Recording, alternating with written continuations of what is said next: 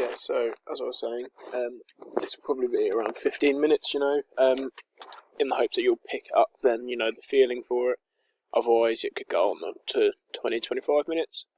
So yeah, like I said, sorry, you'd start without the ball and finish with it. And then to move this on, you'd begin dribbling up from multiple angles on the court. So it could be from the very far end, it could be from about a metre from the net.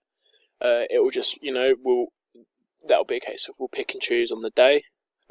Just move you around randomly. So say, start from the sideline. Now start from the centre. Start from right under the net. Start from right the way down the court. So yeah, all these different distances. And we'll just get you to dribble up and try and perform the layup then. And then to move this on, so yeah, we'll get you to perform the layup then. You'll just try it, sort of correct any technique things that need correcting. If we feel that maybe, if I feel maybe your technique's still quite poor, we'll move back to the first progression, the starting point. And then to progress the second part even more, we'll carry on doing the same thing, but we'll put out some cones.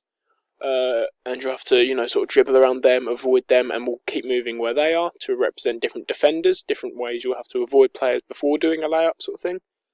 And once again, we'll do this for 15 to 25 minutes, depending on how quickly it's picked up. And lastly, we'll then apply all that we've done with defensive players, 1 or 2 to start, at a 50% intensity.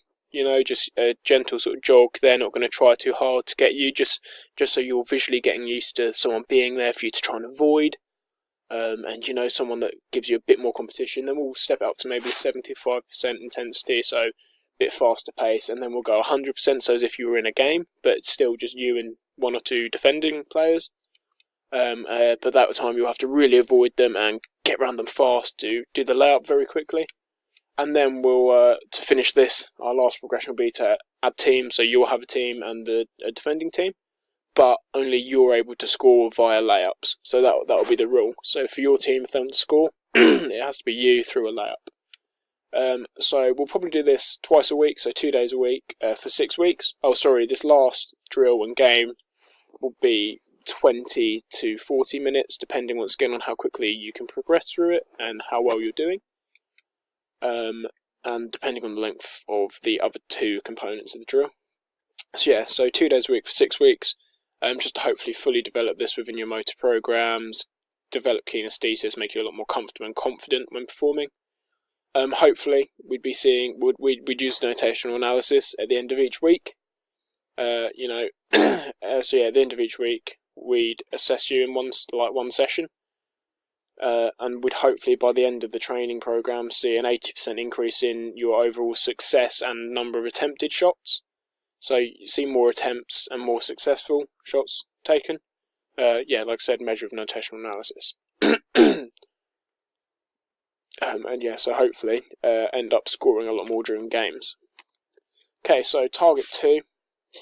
Like I said, I felt it was the execution phase of box out and rebound. This is probably the more crucial part, in the sense that this is where you gain possession or lose the possession of the ball and prevent opposing players from having as many options, and this is where you set yourself or your team up. And this will be another skill-based drill. So we'll literally start with you by the net, where you would be probably more likely to be on the defensive arc, so the D or the arc, or just inside of it, around the net, within half a metre most likely of the net. And so we'll literally just start with you doing a static jump upwards, maybe upwards and forwards a little bit, with the from the low and wide body position. Just hope you get the technique, like once again, kinesthesis of it. And then we'll go into having a ball thrown up, so I'll throw the ball up from pretty much in front of you, so all you have to do is apply the jump technique and catch it, 2 hands. So you want to jump, catch, tuck it into the chin while you're in the air. We'll keep doing this a few times until you're comfortable with it, and then sort of finish off this first part of the drill. It'll be a case of, the same sort of thing, jump, catch, tuck under the chin, and then you'll start having to look for options, so maybe bring in a teammate for you to pass to, or ask you to shoot from that, or just maybe a quick manoeuvre to get you out of the way of if a defender was there. Once again, 15 to 25 minutes, depending on how easily you pick it up, how well you're doing. And then to further this, we'll repeat what we're doing before, but we'll move you around. So I'll move with the ball, so I'll say maybe I'll run 3 steps to the left, or run just behind you. You have to then, you'll have to follow that very quickly. Set yourself up in front of me so that when the ball goes up, you can jump and catch it, because, with a rebound, you're not going to know where it's going every single time. You need to be able to move quickly, make these fast decisions to get yourself under the ball to catch it. That's obviously what we're going to be looking for there. And then to further move this on a bit more, we're going to start actually rebounding it, so throwing it, attempting a shot, hitting the backboard, and then you'll obviously have to, from the last bit, get used to moving to where the ball is, jumping up and taking it. Then we'll add an opponent, so you can start monitoring their movement, but tell him not to compete necessarily, just maybe move lightly from left to right, not try and push round you or anything, just so you get used to keeping the contact, but just before the jump, so you hold the contact, block him a bit, and then you'll make the jump. This will be 15-25 minutes once again, depending how comfortable you are, how well you do. And then to finish it, it'll be a fully competitive situation, so it'll be you, another performer, an opponent even, and someone on your team, or myself, to take the shot. You've got to, not let this your opponent get around you. The jump, catch, tuck, looking for options, and then you need to decide what the best option is. Do you pass back to me? Maybe take a shot, maybe try and manoeuvre. It depends. We'll make a scenario of it's either their shot or your team's shot. And you'll have to, learn to adapt to that situation, whilst having to worry about where the opponent is and, avoid him. And this will last, and in between, we'll take breaks here, so maybe essentially interval training in this last bit, where we'll give you positive and negative feedback during these rest intervals, just so you understand where you're going right now, where you're going wrong. You can start seeing where to work on when we go back into the session, sort of thing. And this will be anything from 20 to 40 minutes, depending on how well you do, where it needs working on.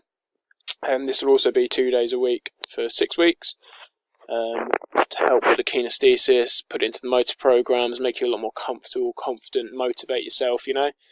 The goal for this would be to improve your technique in the performance overall, just make your technique a lot stronger, make you a lot more confident when performing. We'll use video analysis again over the 6 weeks, and the end of each week, so the last session of each week, we'll record and just be watching how you improve over that time to monitor it. So lastly, I feel layups. Lastly, jump height. So from the numerical model, I think jump height is very important for your position and across the game as a whole, in the sense that, like I said earlier, blocking, layups, the starting, rebounds, box out rebound. Basketball is a very active game. You do end up jumping a lot. Your jumping is a very important thing, and the higher you can get, like I said, it puts you above your opponents. It means you're more likely to win the ball. You're able to. It essentially opens up more options for you during a game. So here, I'm going to combine some weight training with plyometrics, so fitness sessions. So in terms of weight training, we'll use exercises such as barbell squats, leg press, calf curls, hamstring curls, bicep curls, chest press, tricep extensions, shoulder press, lateral pull downs, and abductor and adductor presses. All of these exercises will be done, we'll break them up obviously, to focus on legs, and I want to focus on legs, arms, I want to focus on everything, to help with the power output, to gain more height, but also the drive, because your whole body is active and jumping. It's not just your legs, you're driving with the arms, the core needs to be engaged. It's a very explosive, gross, on the continuum, it's a gross movement. You use lots of big muscle groups. So yeah, all of these weighted exercises will be within 90 to 95% of your 1 rep max, and we'll go for around 6 reps and 3 sets, in the hopes, and also, we'll focus on core. We'll do like oblique twists and crunches with a 12 kilogram medicine ball. probably, you know, try and keep 40 seconds going, so 40 seconds straight and 3 sets of this, and finish it off with a plank, 40 seconds, 3 sets. And, you know, these core workouts and the weighted exercises, hopefully to increase the size of fast glycolytic fibres, extend the PC stores for the ATP PC system, and hopefully hypertrophy the targeted muscles. Overall, you know, a lot higher jumps because you're able to produce much more explosive contractions, faster, stronger contractions overall. You can get that height from this. This would be good for that. You can produce a lot more force. And then plyometrics we'll also do, maybe at the end of the session, or start breaking up, you know, have intervals of weights, then plyos. That can be discussed, sort of thing. It will all be broken up. Maybe so here we'll do things like front box jumps, lateral box jumps, broad jumps, scissor jumps, barbell squat jumps, and skater jumps. So all very much jump based. This will hopefully inhibit the Golgi tendon organ. You know, its sensitivity to stretch. You know, it will allow much greater ranges of motion to be produced at joints in the legs. Before it sort of inhibits and causes the antagonist to sort of, you know, okay, you know, less of a explosive movement this time. It will hopefully inhibit that, so you can get much more exaggerated movements, drive yourself a lot higher, a lot faster, and make these deeper, faster contractions. And all of these will probably be 6 reps and 3 sets. And this, so we'll probably use 3 days a week for this. Maybe do 2 on the weight and core sessions, and then 1 plyometric session a week for 6 weeks once again. And the goal here would be overall just to increase jump height by, we'd like to be looking at a good 20 centimetres if we could. You know, if not more, the more the better. The higher we can get you to jump by the end of the training program, the better, because it will really put you above the, you know, the top performer in your group. But also when playing, you know, it brings you much closer to that elitist level, and it means you just stand a bigger chance of winning the ball and scoring layups. You know, box out rebounds. It'll help across the game as a whole. It's a very crucial part of the game. And in all fairness, this will also help with things like speed output, like speed generation, your ability to build momentum, force output. So actually, this would be a very beneficial session that it will do a lot more than just work on jump height. But in order to monitor an increase in jump height, we'll probably use the plates again, so like we did for this, the force plates, just to look at, you know, once we can start measuring, we can measure everything essentially again, and we'd hopefully be seeing increases in absolutely every aspect, so acceleration, net force, impulse, and of course jump height. So yeah, that is overall everything I'd like to do with you, to hopefully improve your performance across the basketball. And that is the end of 6.4.